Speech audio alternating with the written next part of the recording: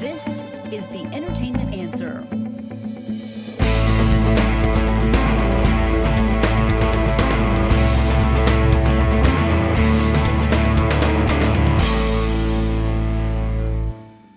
So how you been? Good, man. How about you? Good. I just opened up a beehive on Facebook. A beehive on Facebook. I always like to stir things up with my movie friends. Oh, and And I just posted. I said, for me, there's no way anybody can convince me, and I mean this truthfully, that Parasite was a better film than Once Upon a Time in Hollywood. There's no way you can convince me of that. they both are great movies. In fact, I even went so far to say there's not a film in the last 5 years that is a better film than Once Upon a Time in Hollywood. That is won Best Picture. Well, hold on. I would probably tend to agree with you on that. But I'm looking up right now to see Oscar's best. Because every time I watch Once Upon a Time in Hollywood, which is a lot, I always find something new. It is amazing how much stuff Quentin Tarantino put in that movie.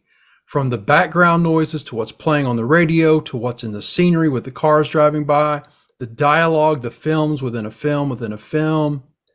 So Parasite won in 2019. Yeah. Which was the 2020 Oscar broadcast, but yeah. Okay, so And that was a good year for movies, man. We had 1917, we had Jojo Rabbit, we had Little Women. There was a lot of good films that year. right, Irishman, Joker, Once Upon a Time in Hollywood. So Green Book, The Shape of Water, Moonlight, Spotlight, Birdman, 12 Years a Slave, Argo, The Artist, The King's Speech, The Hurt Locker, Slumdog Millionaire. Those are probably, you're right. That's going back even more than 5 years. That's more than 10 years. And then in 2007, No Country for Old Men happened, and then 2006, The Departed, and both of those are pretty good. Yeah, No Country for Old Men. I have no argument there. That's a tough call. No Country for Old Men was an amazing film, and I'm glad it won Best Picture. But you look at some of the other ones. I loved Green Book. I'm not sure it was Best Picture. I was excited at the time. Spotlight was one of my favorite films of that year. Is it better than Once Upon a Time in Hollywood? No. Was it the best film that year? Yes. No, it wasn't. Spotlight was not the best film that year. Spotlight was an amazing movie. Mad Max was the best film that year. Gosh, dude. The Martian was better than Spotlight. You know what? The Martian was special. You're right. That's tough. But Martian did win Best Comedy at the Golden Globes. Mad Max was hands down the best film that year. I can't believe. Mad Max I still was can't an believe. Amazing film for sure. Oh, and dude, this is a rabbit trail, but Disney Plus has the Cars animated movie. They did a little short thing where Lightning McQueen and Mater go on this little trip across country, and they're little short 20-minute films. And they do one where they're in the desert, and it's a total tribute to Mad Max. We've got the guy on the front of like a car playing the bass. It is a total redoing of Mad Max Fury Road, but in the Cars world. That is so good. It is so amazing. It is just, it's fabulous. It is one of my favorite things right now. That is so great. I love that. I need to see that. Yeah. I want to go back to this Parasite Once Upon a Time in Hollywood thing. Oh yeah, we are. That was just a little trail. That was just a Okay. little. That was a special free bonus. That was free. You with the love, just dove in head first with me with this. I know. I mean, it wasn't even on our agenda to talk about today, but I just posted it, and I knew that it was worth discussing. Now, Parasite that year won Best International Film. Hands down, deserved that. Without question. Parasite isn't, I'm not taking away from Parasite. I'm not putting a film down to elevate another one. I'm just elevating another one to where it should be. Parasite deserved to be Best International Film. It was unique. You didn't see it coming. It was an amazing script. Just wasn't Best Picture over the other ones. Over the other ones. So I mean, even if, I mean, granted, Once Upon a Time in Hollywood was the best film that year and of the last 3 or 4 or 5 years. But I would have even put 1917 above Parasite for best film. Not above Once Upon a Time in Hollywood, but above Parasite. I wouldn't have put 1917 over Parasite at all. I'm trying to think. Man, I would. And it sounds say, like I hate Parasite, and I don't. Let me just make that clear. okay, yeah, no, I know what you're saying. I think Parasite, The Irishman, and Once Upon a Time in Hollywood are like the top three contenders out of those 9 that they put up for nomination. And that's a difficult one to do Best Picture with because they're all 3 so good. I think Jojo Rabbit comes in 4th, but Yeah, Parasite, Irishman, and Once Upon a Time in Hollywood are the top 3 contenders. And it's weird. So I'm looking this up right now. Well, let's see, awards. So did it win best foreign language film? Parasite did, yeah. And then it won best film. So that's just like weird to me. See, and again, yeah, that was both. another thing. But I think Roma did too, didn't it? Did Roma win Best Picture its year out? No, it did not. But it did win Best Director and Best Foreign Film. What year was Roma? Oh, wait, it was 2018. Yeah, year before. And it won Best Foreign. It did win Best Foreign Language Film, but that year it won. Green Book won. That's right. Green Book did, which I liked Green Book. I thought Green Book, I know it got a lot of flack, but Green Book was a fun watch.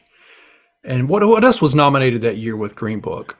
I mean, Green Book should definitely not have won, but that was kind of a sad year. I mean, nothing really was great that year to me. I mean, so Green Book was up against Black Panther, Black Klansman, Bohemian Rhapsody, The Favorite, Roma, Ooh. A Star Is Born, and Vice. Yeah, right? Yeah, you're yawning. That's what it was. No, but there are some very, Star Is Born, I think, was my choice that year. Star Is Born or Black Klansman. Both of those were amazing movies. Well, you didn't like Black Klansman? I thought Black Klansman. Black Klansman. Out of those, were my favorite for sure. But A Star Is Born, what Bradley Cooper did with that film and with Lady Gaga is there's a lot of special stuff in that film. Right. I'm trying to remember my favorite movies from that year. Oh, God, I gotta go look at that just because it's just reading off those movies. Who cares? I mean, Avengers Infinity War came out that year and that was a great movie, but I'm never, as much as I'm a fan of Marvel, and like even Black Panther is my top 2 favorite Marvel films ever. I wouldn't give it Best Picture. No, Marvel films are special, but I don't know. Right. And that was 2018. So I'm looking at my list of 2018 movies. Okay, so 2018. Here are my favorite movies, and you might agree with these: Hereditary, the Ballad of Buster Scruggs. No, that was the worst Western ever. Oh my goodness, I disagree. Ben is Back. Do you remember that one? Ben is Back was you talk about a wrist slitter, man.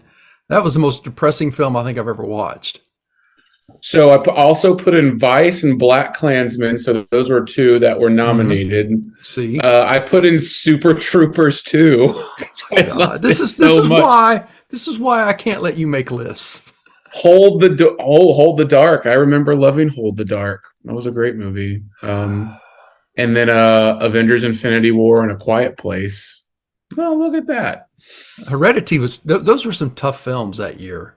Heredity, was it Hereditary or Hereditary? Hereditary. For some reason, that word sounded like a made-up word all of a sudden. Heredity movie. Like, you know, you say a word and it doesn't sound like a real word anymore. Hereditary was one of those films. Even now saying it doesn't sound like a real word. I just remember being my jaw dropped open in the first 30 minutes of that film and never closed again. It was tough. Right. So I remember seeing press screen of Hereditary, and it's really hard to shock me. And that movie shocked me where my jaw was literally hanging down, 15, 20 minutes into that film. And I know it was like, oh, what's happening? Still love that movie so much. But yeah,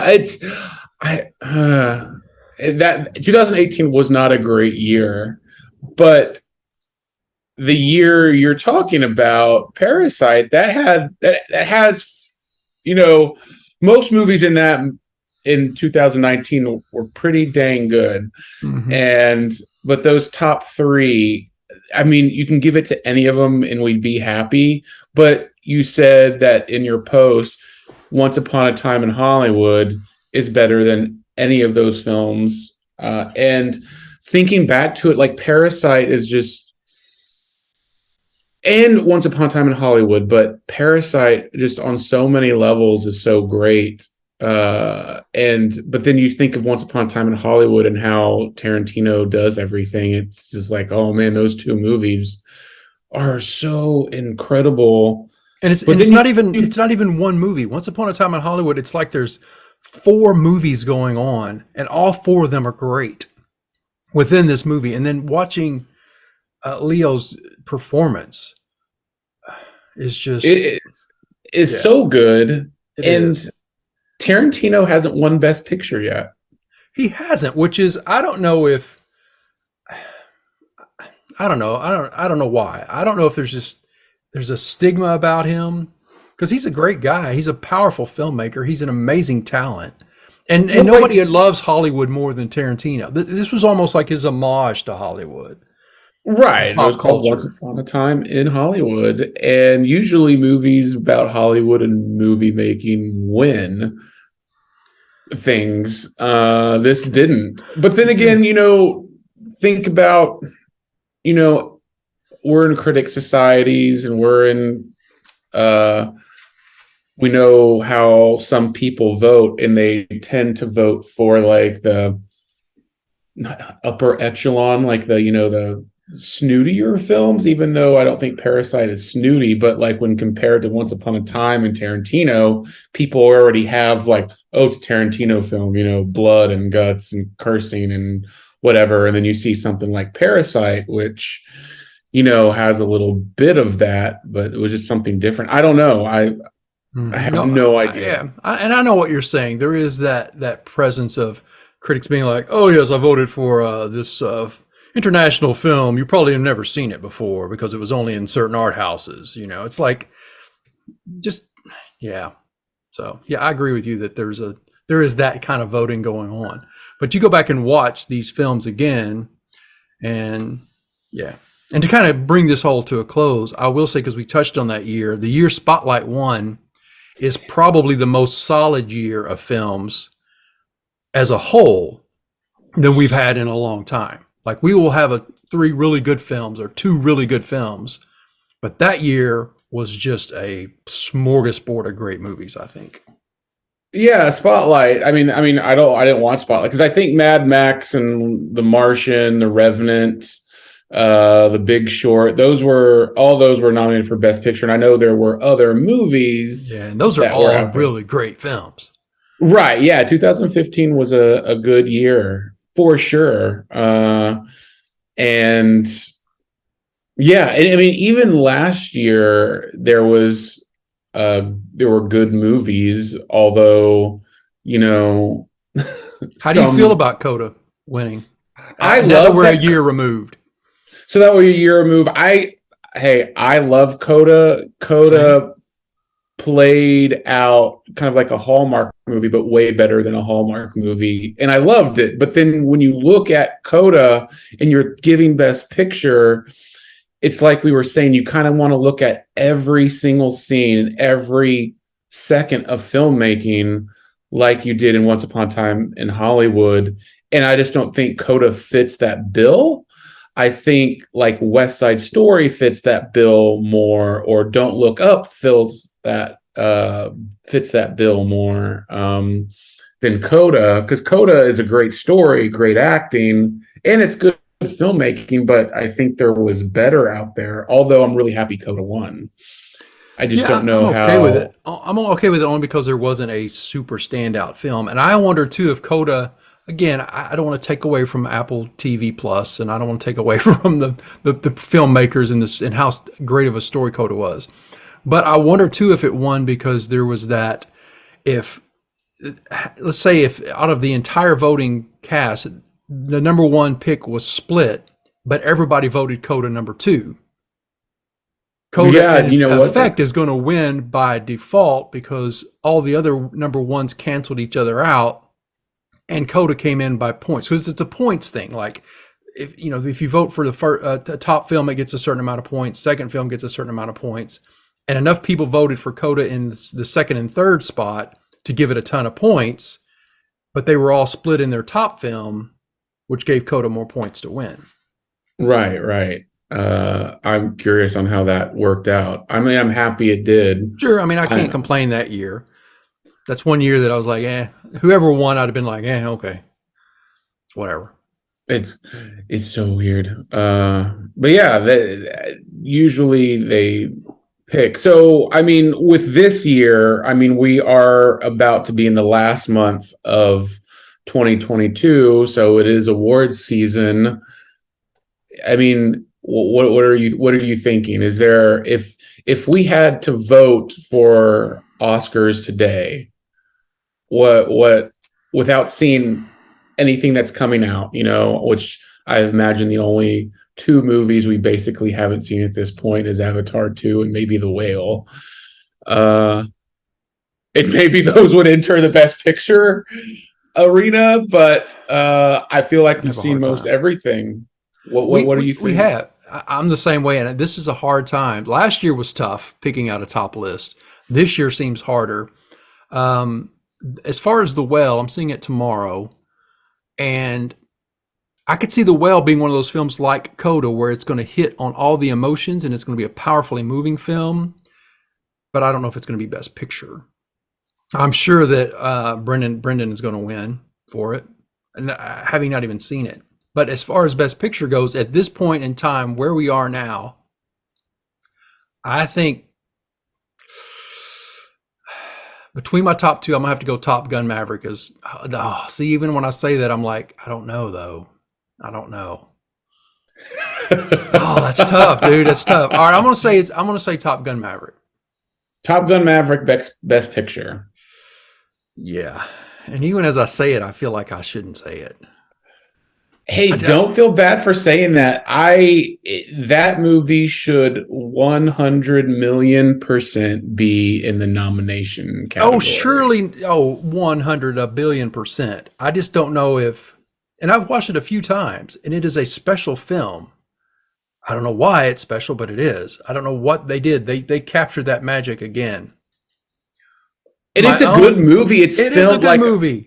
Did you watch the bonus features on the 4K Blu-ray? No. In fact, I was just looking at my 4K before we started the show, and I was like, I wonder if these bonus features are any good. No, they're so good because it shows like just how intense, so there weren't like any CGI for the most part. They're all like really flying those planes and like the amount of rehearsal and training they went through. And it's crazy how they got those shots and the cameras they used. And I mean, it seemed like Tom Cruise was very hands-on literally with every element of filmmaking and rehearsal and training. And he seems to be.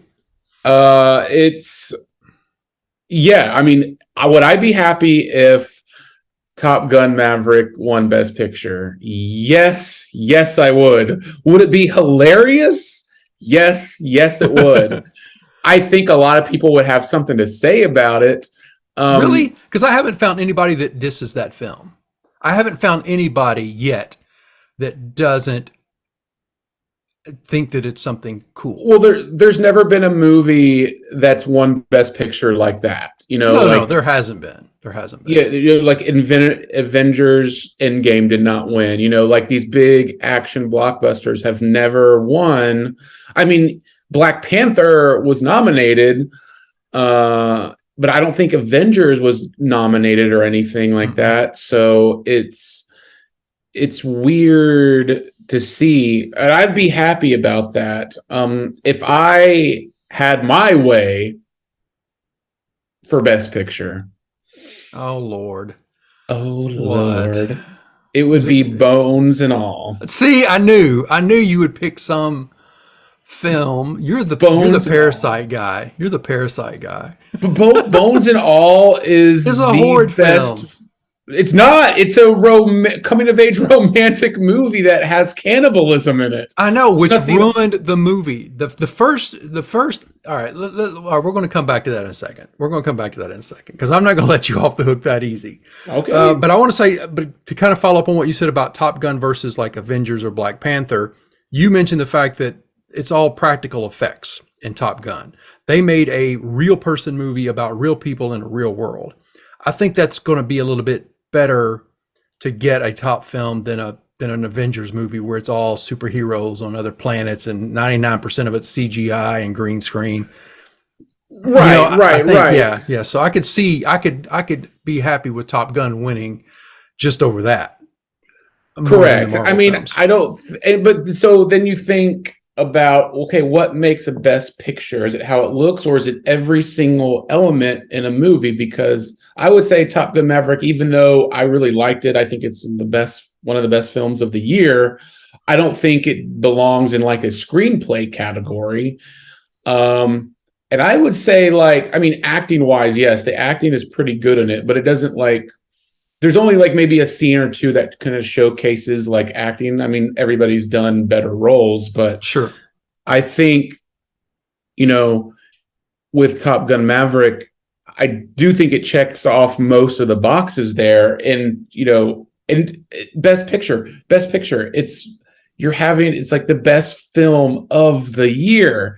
And you make a strong argument, and I'm not disagreeing with you. I think it's one of the best films of the year because I still watch it. I've watched it several times, and it's never gets worse. Like I always am excited about watching it. Yes, exactly. And the only other film I think, in my opinion, then we're going to get to Bones and All, because I'm not going to let you off the hook on this one. Glass Onion, the new Knives Out story, I think to me is another really, really good film this year from Netflix. It's the most, other than Top Gun, and it's a different fun.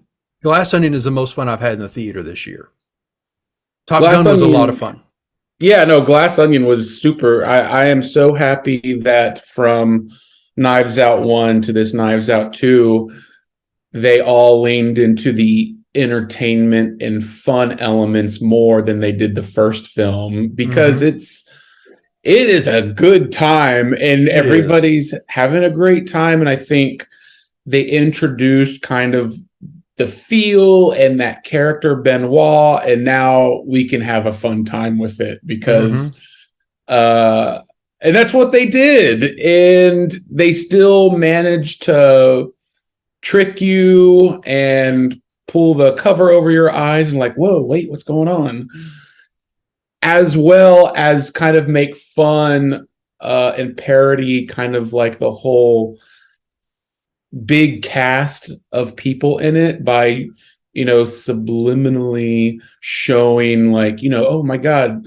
in Edward Norton's house, there's a picture of him from Fight Club, basically. And it's just like they kind of reference funny things like that. There's so much of that in there. There's so much of just what we take for pop culture, and they embrace it. They embrace it, and they don't try to shy away from it. There's such great, and there's so many great scenes in this film of just, especially, I love Ed Norton. He's one of my favorite actors, and the expression on his face when things happen in this movie where he's planned things to happen and they don't go the way he thought they would. And he's just great at this, are you kidding me right now? Look that he gets. And it's just, yeah, it is such fun. But is it going to win Best Picture? I don't know.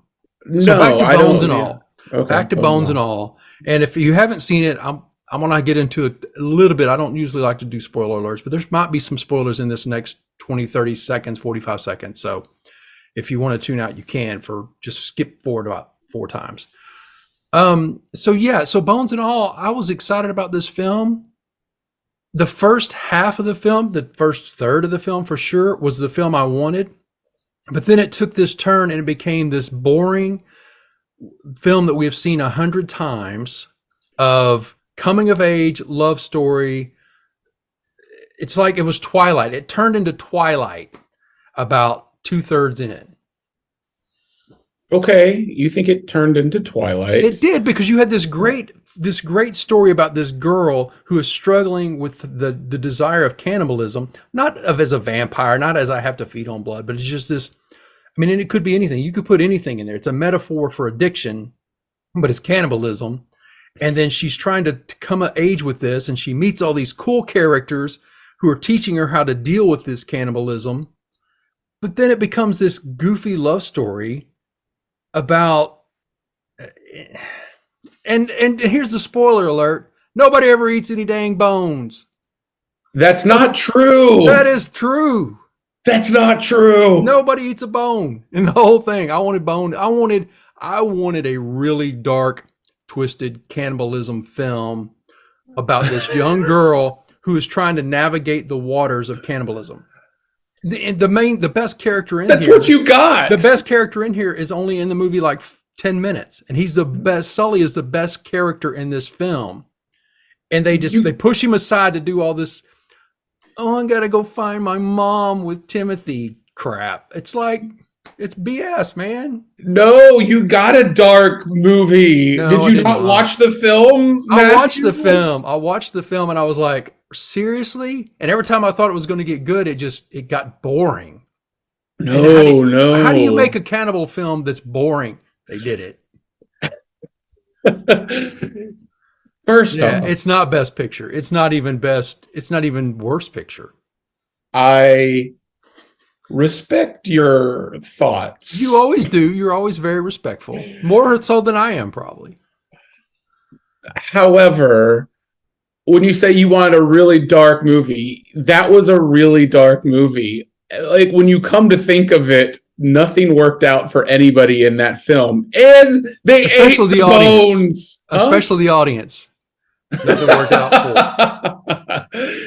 I mean, showing a film that followed a young girl who's forced to be out on her own in this world, and then them revealing like, oh, there's like this subculture of people that have all different kinds of ways of looking at cannibalism, some in a very brutal way, some in a very nice way, come together and kind of go through the US and seeking that out, and some of the almost supernatural elements of that, of smell and those types of things, is pretty crazy. And not being dark. And I thought the love story, because how would anybody love somebody like that, is since everybody is kind of on their own, but these two found the love in their ailment to that, and they wanted to be with each other despite how vicious it could be. And when you said it was a love story, yeah, it's a love story, but man, if you think back to that Bones and All movie, nothing works out. Like, it is brutal. And when you say you wanted to see, okay, so of course they did not show somebody munching on an actual bone front facing camera, but I wanted medieval times up in this mug. I mean, you did get some pretty gross scenes. Yes, there were some gross scenes. I'll give you that. There were some very great gross scenes. The opening scene was my favorite. It was almost downhill from there. The first time we see her act on her impulses, that was like, oh, that's awesome. Let's buckle up. We in for a ride. Right. But it's not that type of movie, though. It's not. But that movie is still so pitch perfect in every way. That should win, and unfortunately, I don't think it will. No, it won't. And I'm not willing to bet, but I could see it not even be nominated, which it won't be. Very much it would. Oh, no. Look at you! You're so. No. And another spoiler alert, if you want to jump forward, because the ending of this film is Titanic. Spoiler alert coming. It's like Timothy gets this wound, and he's like, "Oh, I'm going to die," and then asks her to do what he asked her to do. nobody's going to die from that wound. They could have just patched him up. They could have taken him somewhere and got him fixed. It was like Rose pushing Jack off the door. It was like, but really? you realized why he chose that way, right? Yeah, because he wanted out that movie as bad as I did. I think you missed the point there. Because right beforehand, it's revealed that Sully got his sister. Yeah, well, I know, yeah. And he made the comment, like, if it wasn't for my sister, I would have killed myself. And so when that happened, he's like, yeah, just... Right. So what does that say for the girl? It's like, okay, if it wasn't for your sister, you would have killed yourself. Your sister now is gone. So you're going to die. What about our relationship? So obviously the girl meant nothing to him. If they've had this whole romantic relationship of bonding, and then he's ready to check out and not let her take his sister's place as far as an emotion, and he'd rather die without his sister. What does that say about the girl he just said he loved? Yeah, I'm willing to bet like she needs to feed and like there's so many people to feed on. I don't know. He made the ultimate sacrifice, so that's what it was. And the word I love that movie. I'm very sad that you didn't like that. Well, movie. It's always. I mean, this is. If anything, I know what movies you're going to like each year, and I'm not surprised, and I'm okay with you liking it. But I just want you. I just feel for you because you're a very good friend, and you're going to be sad when nobody else likes this film but you. I already know one other person that loves it as much as I do. Probably Preston. Yes, Preston. Oh, see again. Preston and I know. We just know these things. So that being said, we said Top Gun Maverick, we said Bones and all. What is actually going to win? What is actually going to win? So Avatar before probably. That, so before that, we have to remember that back in February, March, the Batman was released. Do you think the Batman could be in the Best Picture Oscar race? Batman to me would be, yes, it should definitely be nominated. And again, Batman is one of those that I don't think it'll win for the same reason I feel like the reason Marvel films have never won, because of the world it's set in. That being said, the same way that Black Panther was nominated, the same way that Joker was nominated, if Batman isn't nominated, I think that's a travesty.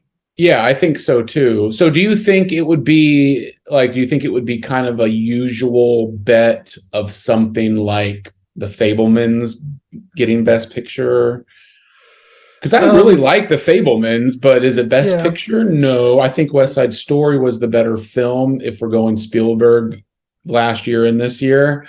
But I really did like The Fabelmans. Yeah, there's going to be several of those films that are going to be like, okay. And again, we might have a CODA situation where so many things cancel each other out, and you have a film like Fabelmans or Banshees of the Inisherin or one of those kind of films creep up and win. But I don't know if it's not Glass Onion, Top Gun Maverick, or Batman, then I'm just going to be like, okay. If anything other than those three win, I'm just going to be like, whatever. In a couple of years, I'm going to be so they've been doing 9 films, so you can technically say the Batman, and you can say Glass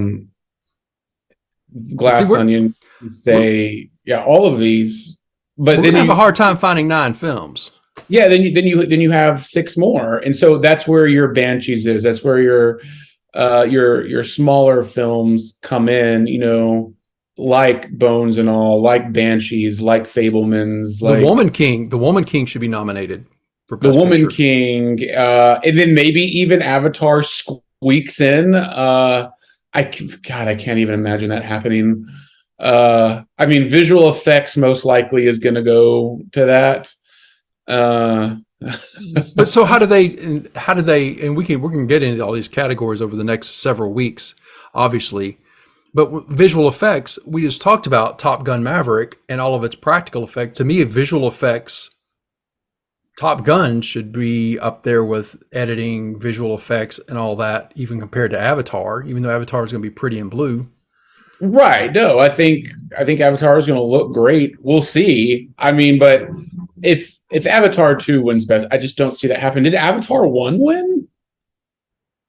When did No. Avatar come out?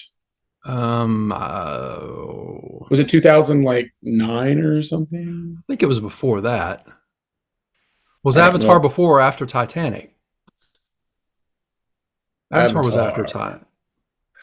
Avatar was in 2009 and The Hurt Locker beat it. It was nominated, but The Hurt Locker beat The it. Hurt Locker. How many times have you gone back and watched The Hurt Locker? Never. I should have Ever. won.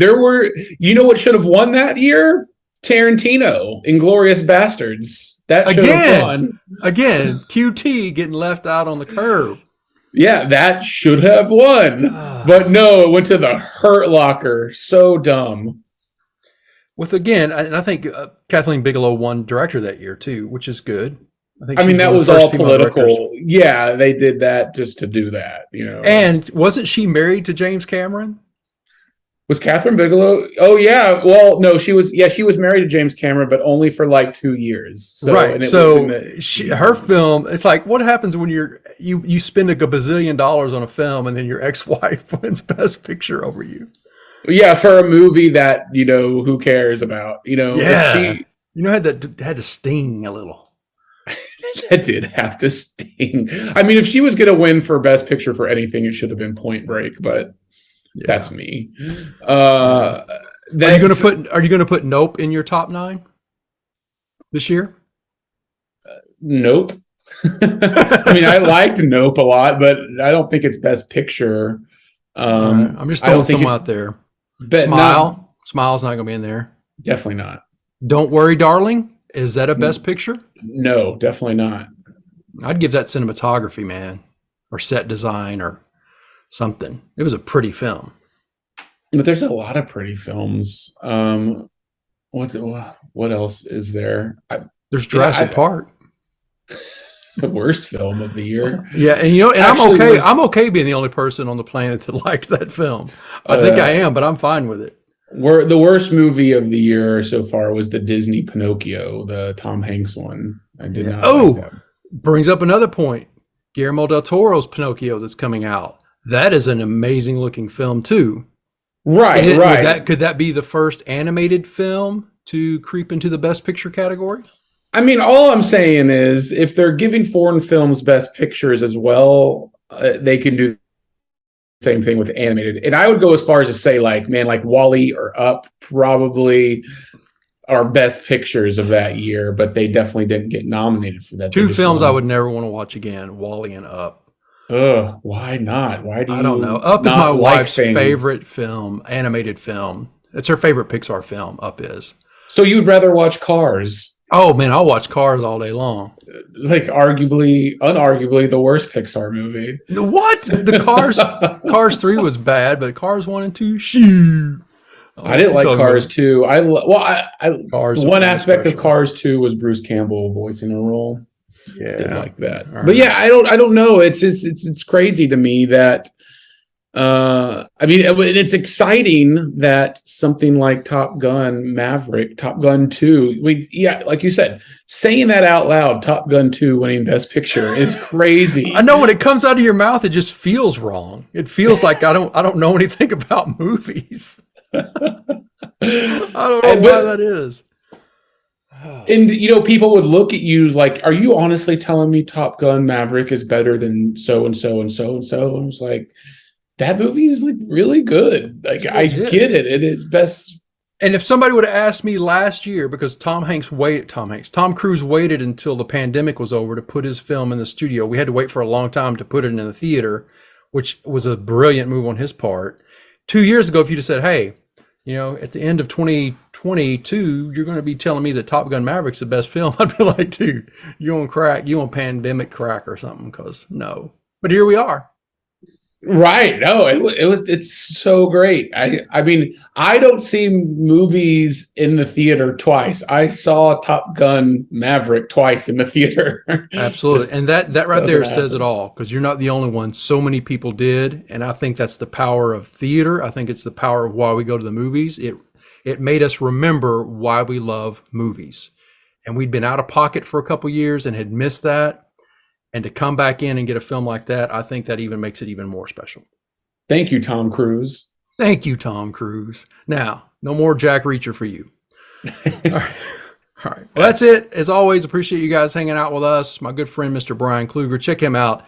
Boomstickcomics.com, High Def Digest as well. He is a member of the Critics' Choice Association and Dallas Film Critics Association as well.